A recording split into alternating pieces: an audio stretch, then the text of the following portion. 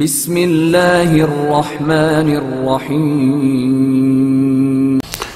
اعوذ باللہ من الشیطان الرجیم بسم اللہ الرحمن الرحیم وقال علیہ السلام اکثر مسارع العقول تحت بروک المطامع۔ مسارع مسرع کی جمع ہے۔ مسرع عربی میں کہتے ہیں زمین پر گرنا، ٹھوکر کھا کر گرنا، یا کوئی کسی کو جس جگہ پر گراتا ہے، کسی جگہ پر گرنے کی جگہ کو کہتے ہیں مسرع۔ ایک لفظ استعمال ہوا ہے بروک، برق، چمک، روشنی، یہ بجلی کے لیے بھی استعمال ہوتا ہے، روشنی کے لیے۔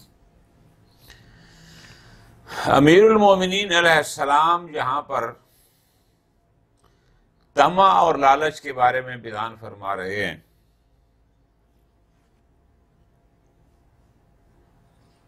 کہ انسان جب لالچ کی چمک کو دیکھتا ہے، ایک شخص آفس میں بیٹھا ہے، بندہ کام کرانے آیا ہے، حق یہ ہے، اس کا فریضہ یہ ہے، ڈیوٹی یہ ہے کہ اس کا کام کر دے، لیکن شیطان اس کے ذہن میں ڈالتا ہے اس کو کہو 50 روپیہ دے دے، 100 روپیہ دے دے، میں تیرا کام کر دیتا ہوں۔ وہ اس سے لے لیتا ہے، تیری ڈیوٹی تھی کرنا، یہ پیسے کیوں لے رہا ہے؟ پھر بات یہاں سے چلتی ہے اور چلتی چلتی چلتی پھر وہ لاکھوں تک پہنچ جاتی ہے۔ اگر آپ اس پر غور کریں، تنہائی میں بیٹھ کر سوچیں، تو در حقیقت یہ جو رشوت خوری ہے یا کسی کے مال میں خیانت کرنا ہے، چوری کر لینا، اٹھا لینا، چھین لینا، یہ سب اس کے پیچھے در حقیقت طمع ہوتا ہے، لالچ، کہ یہ آئے گا تو اس سے یہ کر لوں گا، یہ آئے گا تو یہ فلاں ضرورت پوری کرنی ہے تو اس کے لیے ایسا کر لوں فلاں۔ یہ در حقیقت ساری وہی چمک ہوتی ہے۔ عقل اس کو کچھ اور کہتا ہے، چمک جو لالچ ہے وہ اس کو کچھ اور کہتا ہے۔ اسی لیے تو علماء کہتے ہیں عقل نور ہے، لالچ ظلمت ہے، اور اس نور و ظلمت کا مقابلہ چلتا ہے۔ عقل ہمیشہ صحیح رہنمائی کرتی ہے، لالچ اس کو غلط راستے پر چلاتا ہے۔ اور جب لالچ میں آ کر ایک شخص پتہ نہیں کیا کچھ کر جاتا ہے، پتہ نہیں کیا کچھ کر جاتا ہے، لیکن جب بستر مرگ پر آتا ہے، بیماری پر آتا ہے، تو آپ نے کئی لوگ دیکھے ہوں گے وہ اس وقت پچھتا رہے ہوتے ہیں، کاش میں نے یہ نہ کیا ہوتا، کاش میں نے وہ نہ کیا ہوتا۔ حتیٰ کہ جب دنیا سے جانے لگتے ہیں تو ان کے پاس سوائے کفن کے، اور وہ بھی پتہ نہیں ان کے اپنے مال سے خریدا گیا یا کسی نے اس کو لے کر دیا ہے، اور جس زمین میں دفن ہوتا ہے اکثر وہ زمین بھی کسی اور کی عطیہ کردہ ہوتی ہے، اپنی نہیں ہوتی۔ وہ لالچ جس نے اس سے اتنیاں غلطیاں کروائیں، خیانتیں کی، رشوت لی، ظلم کیا، لوگوں کا مال کھایا، بھائیوں کا حق کھایا، بہنوں کا حق کھایا، خاندان کا حق کھایا، سب کچھ یہاں رہ گیا۔ تنے تنہا بروز قیامت کھائیں گے کوئی اور، جواب دے گا یہ۔ امیر کائنات اس ساری چیز کو اس ایک مختصر سے جملے میں بیان فرما رہے ہیں۔ اگر آپ اس پر غور کریں تو کسی اور چیز کی، کسی لمبی چوڑی کتاب پڑھنے کی ضرورت نہیں ہے، امیر المومنین کا یہی ایک جملہ کافی ہے۔ فرماتے ہیں اکثر مسارع العقول، अक्सर अक्लों का ठोकर खा कर गिरना। क्यों गलत कर बैठते हैं, क्यों ठोकर खा कर गिरते हैं? तख्ता बुरूकिल मतामे, मुफ्ती साहब ने तर्जुमा किया, तमाओ हिर्स की बिजलियां चमकने पर होता है, क्योंकि उसके सामने लालच गलत चीज को एक रोशन करके बयान कर रहा होता है कि अगर तू इससे ₹1,00,000 ले ले तेरा फलां काम हो जाएगा, कोई इससे 2,00,000 ले ले तेरा फलां काम। वो लालच की बिजली होती है, चमक होती है, और ये उसके पीछे चल पड़ता है। नतीजा यह है कि फिर वो ठोकर खा जाता है और फिर हलाक हो जाता है, और फिर उसको कुछ भी नहीं बचता, और समझ उसको उस वक्त आती है जब वो बिस्तरे मर्ग पर होता है। कई लोग आपने जिंदगी में देखे होंगे कि वो उस वक्त कह रहे हैं कि मैंने बड़ी गलतियां की हैं, मुझे अल्लाह माफ कर दे, मैंने बड़ी गलतियां की हैं, मुझे अल्लाह माफ कर दे। ऐसा है। क़ाल अलैहिस्सलाम, अमीरुल मोमिनीन इस फरमान मुबारक में बदगुमानी के बारे में बयान फरमा रहे हैं। बदगुमानी एक कबीह सिफत है। सूए ज़न इस्लाम में इसकी बड़ी मजम्मत है। इस्लाम हुस्न ज़न का कायल है कि दूसरे बंदे के बारे में नेक गुमान करो, सूए ज़न न करो, बदगुमानी न करो। अगर तुम्हें कुछ गलत नजर भी आ रहा है तो उसकी अच्छा तावील करने की कोशिश करो। अमीरुल मोमिनीन इरशाद फरमाते हैं, लैसा मिनल आदिल अल क़ज़ाउ अला सिक़ते बिज़्ज़न। इस जुमले के दो तरीके से तर्जमे किए गए हैं। मैं आपको दोनों गुजारिश करता हूं, और दोनों दुरुस्त हैं, दोनों हक हैं। एक तर्जमा है जो कि बोला मुफ्ती साहब रहमतुल्लाह अलैह ने किया, और एक अंदाज है जो एक और आलिम दीन सैयद अब्बास अली अल मूसवी उन्होंने किया। दोनों दुरुस्त हैं। आप जो अरबी समझते हैं उनको ये फर्क समझ आएगा, फिर लुत्फ भी आएगी। लैसा मिनल आदिल, मुफ्ती साहब का तर्जुमा ये है, ये इंसाफ नहीं है, ये आदिल नहीं है। क्या?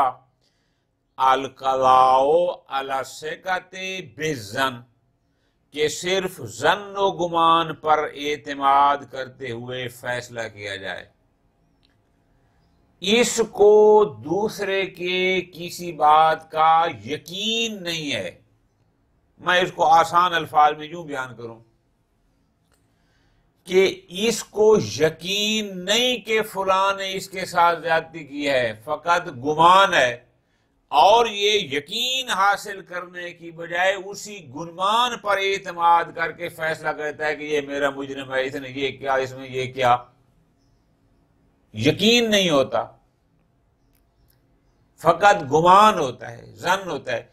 मेरा ख्याल है कि इसने ये किया होगा, ये मेरा ख्याल कह के यकीन नहीं है, और फिर उसके बारे में जो उसने एक्शन लेना होता है वो ले देता है। अमीर कायनात फरमाते हैं, सिर्फ जन की बुनियाद पर फैसले न किए जाएं, यकीन हासिल करने की कोशिश की जाए। लैसा मिनल आदिल, ये इंसाफ नहीं है, ये आदिल नहीं है। क्या? अल क़ज़ाउ, कि फैसला किया जाए, अला सिक़ते बिज़्ज़न, सिर्फ जन पर एतमाद करते हुए, गुमान करते हुए। लेकिन बाद शारहीन ने इसको एक और अंदाज में तर्जुमा किया है, वो भी दुरुस्त है। वो कहते हैं इस फरमान ज़ीशान का मतलब है, लैसा मिनल आदिल, ये इंसाफ नहीं है, ये आदिल नहीं है। अल क़ज़ाउ अला सिक़ा, कि आपने काबिल एतिमाद बंदे पर तू कोई फैसला कर दे, बिज़्ज़न, फकत जन की बुनियाद पर। اب دو باتوں میں فرق آ جائے گا. یعنی اس ترجمے کے مطابق مولا یہ فرما چاہتے ہیں کہ جو بندہ تیرا قابل اعتماد ہے، جو شخص تیرا سیکہ ہے، جس پر تمہیں اعتماد ہے،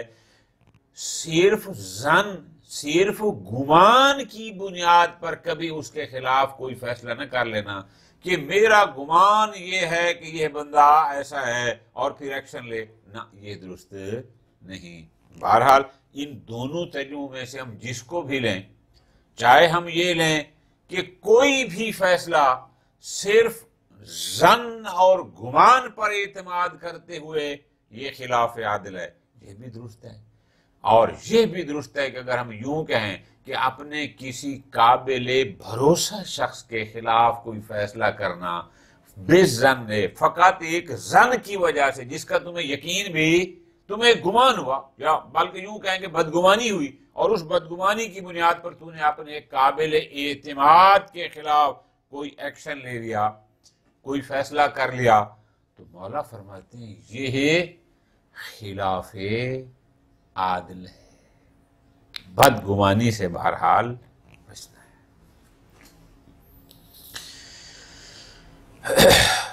قال علیہ السلام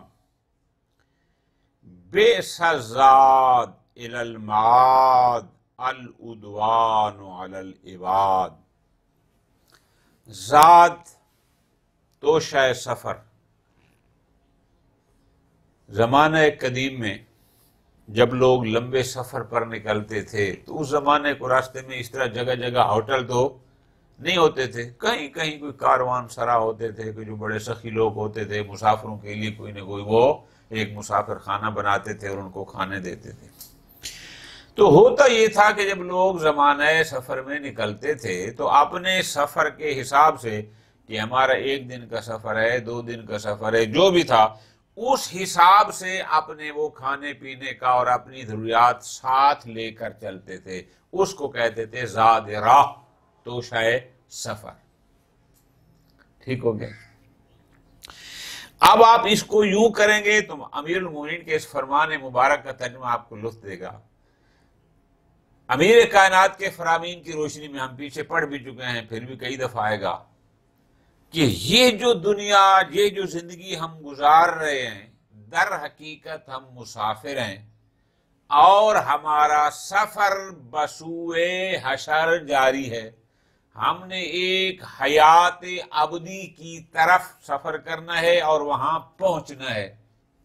یہ جو ہم نے 40 سال زندگی میں رہنا ہے، 50 سال، 100 سال جس کی زندگی ہے، یہاں پر ہم نے بندوبست کرنا ہے اس زندگی کے لیے کہ جو ختم نہ ہونے والی ہوگی.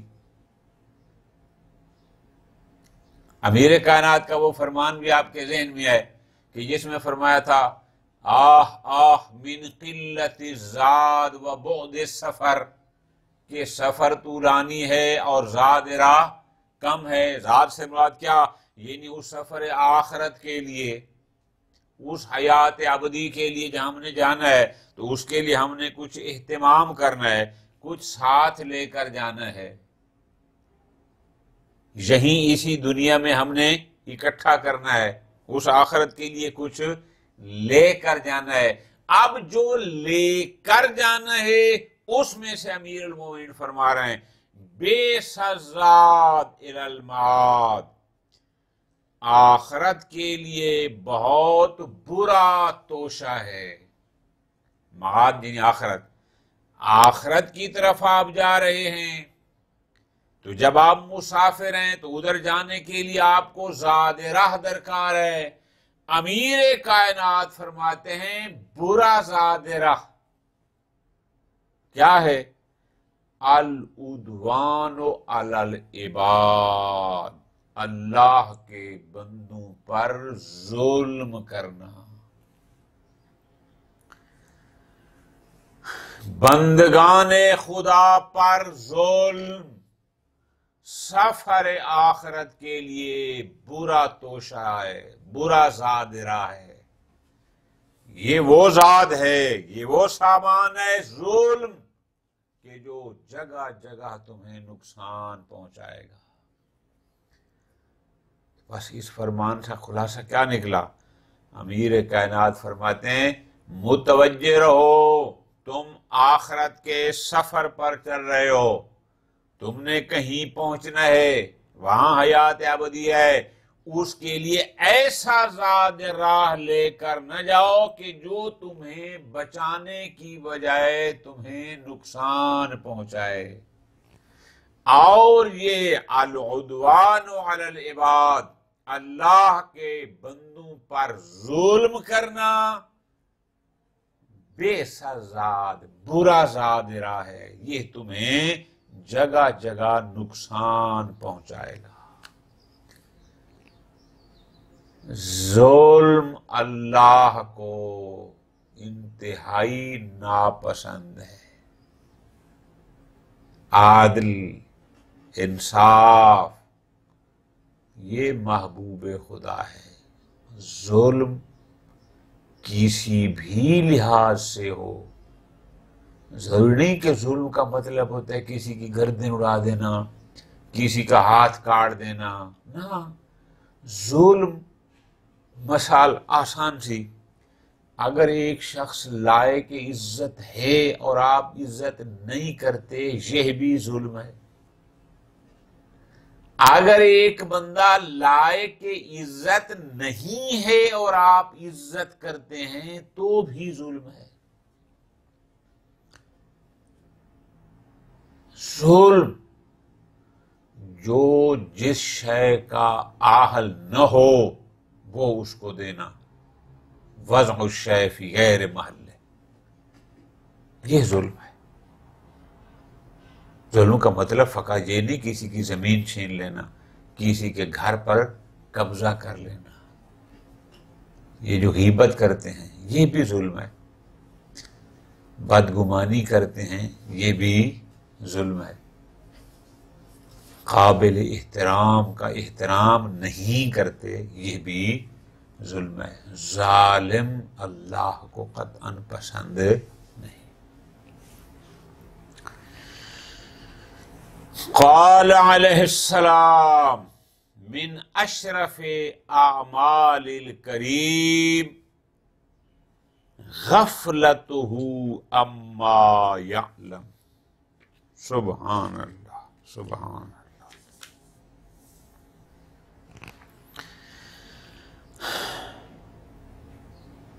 کریم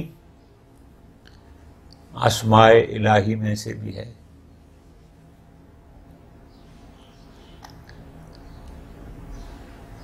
کریم بندے بھی ہوتے ہیں۔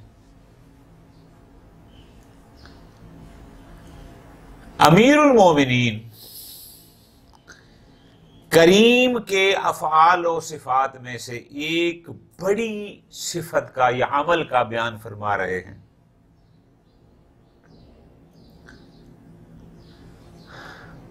کریم صاحب کرم،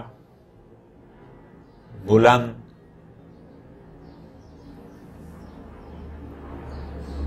سبحان، فرماتے ہیں کریم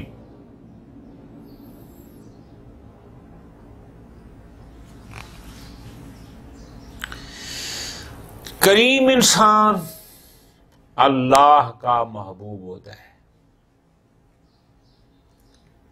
کریم کو اللہ بھی پسند کرتا ہے، اللہ کے بندے بھی پسند کرتے ہیں۔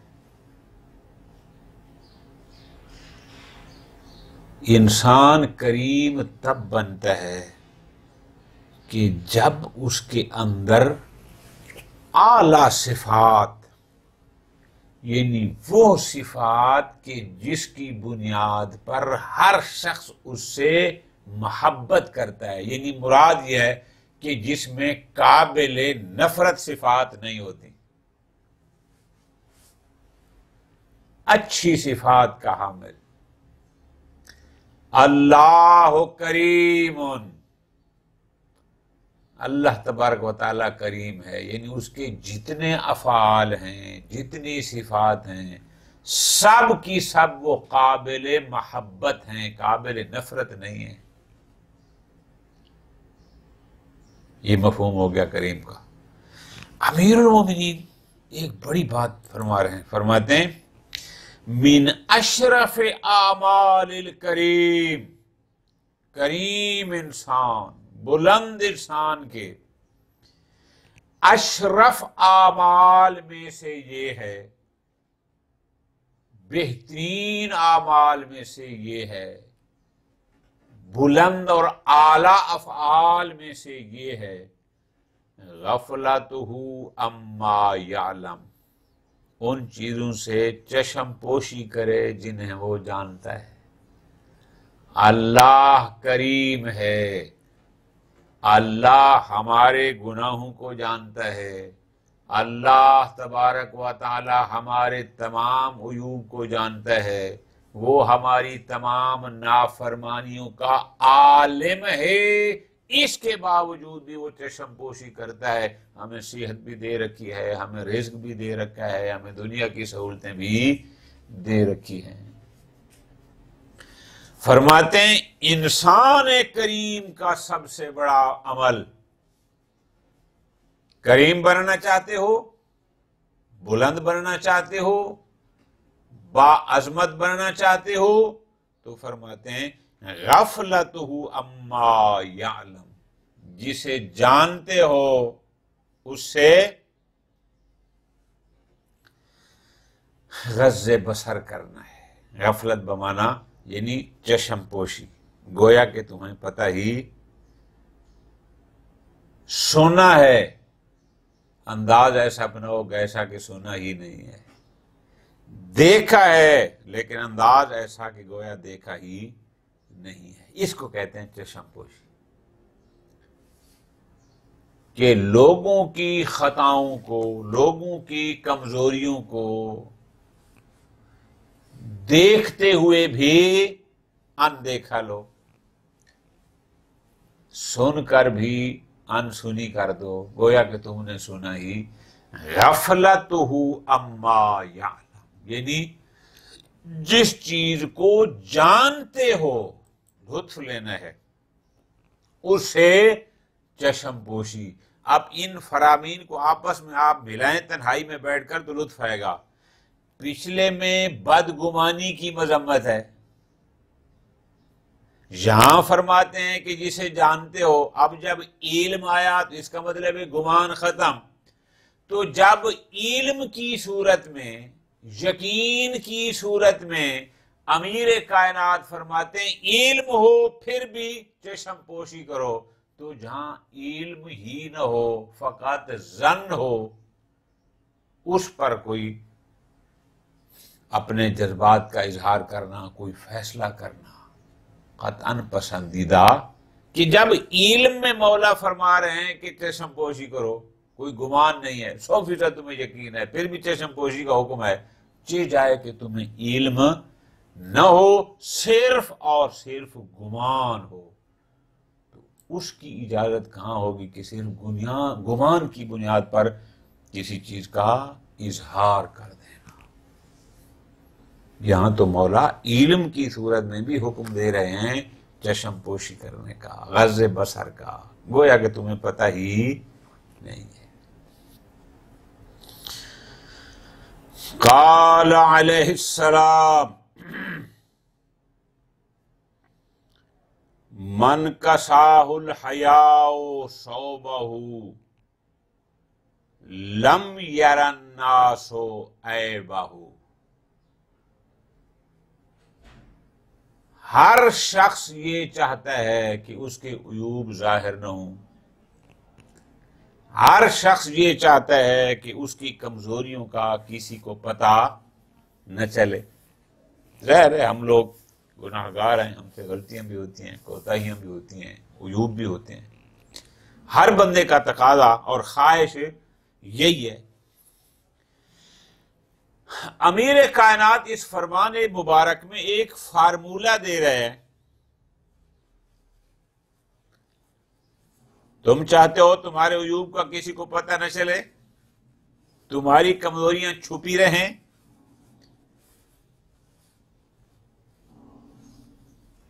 اس کے لیے طریقہ کار ہے، وہ کیا ہے؟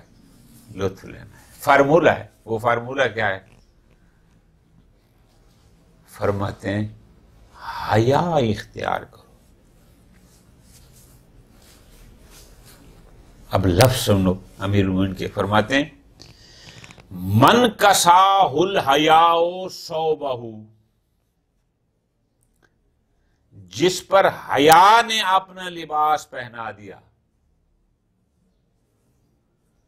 لم یر الناس عیبہ، اس کے عیب لوگوں کی نظروں کے سامنے نہیں آ سکتے. دوبارہ غور کرو اس پر.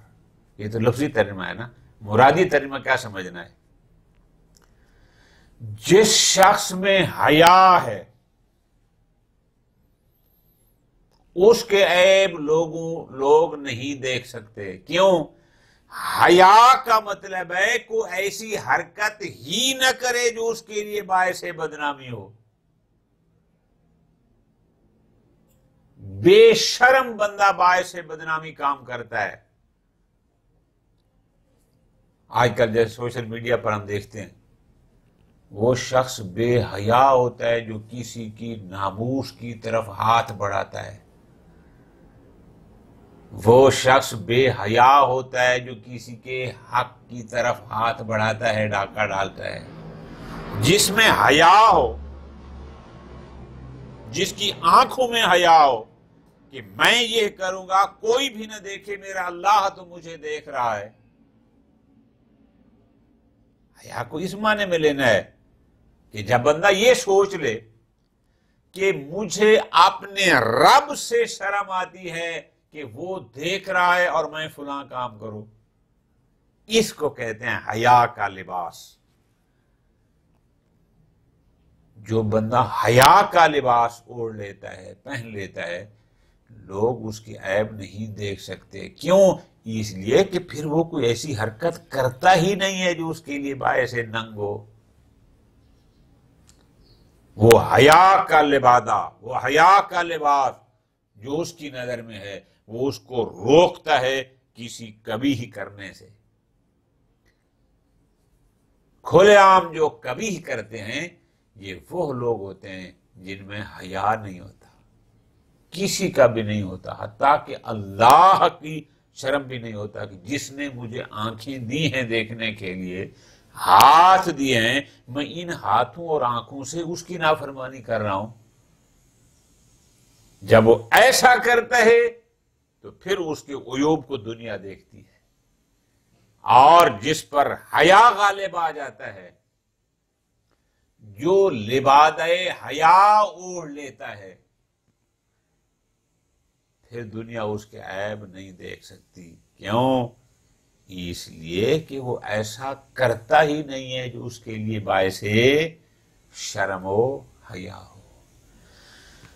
اللہ تبارک و تعالی ہمیں فرامین امیر المومنین کو صحیح پڑھنے، سمجھنے اور ان پر عمل کرنے کی توفیق عطا فرمائے. وصلی اللہ علی محمد وآل محمد.